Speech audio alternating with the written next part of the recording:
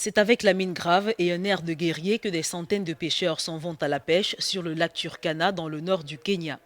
Ces derniers vivent au campement de Nyae, une enfilade d'abris improvisés devant lesquels sont étalés leurs matériels de pêche. Depuis plusieurs mois, il leur est de plus en plus difficile de jouir du produit de leur travail du fait de la rivalité entre ces derniers vivant à l'ouest et au nord-ouest du lac et les Dessanesh répartis au nord et au nord-est du Kenya et en Éthiopie.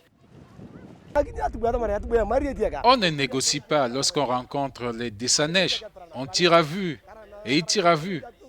C'est la seule langue que nous parlons. Une rivalité séculaire née après la construction du barrage hydroélectrique JB3, le plus haut d'Afrique d'une hauteur de 243 mètres, inauguré par l'Éthiopie fin 2016. Sa construction à 600 km au nord sur l'Omo, affluent éthiopien du lac Turkana, a fait légèrement baisser le niveau du lac et interrompu les crues saisonnières, essentielles au cycle de reproduction des poissons.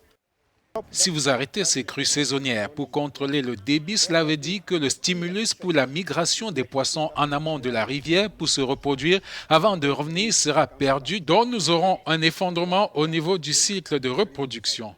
L'Éthiopie a certes promis de déclencher des crues artificielles, mais il reste à mesurer leur impact et ampleur requise. Les pêcheurs se sont abandonnés par le gouvernement kényan qui, selon eux, est plus intéressé par la possible importation d'électricité produite par JB3 que par le sort d'une région historiquement marginalisée.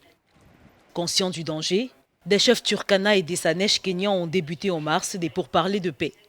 D'autant que le pire est peut-être à venir, car l'ambition éthiopienne est également agricole.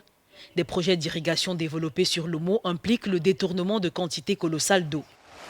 Avec environ 90% de l'afflux d'eau douce dans le lac qui provient de la rivière Omo, la bataille pourrait être alors perdue pour tout le monde sur les rives du Turkana.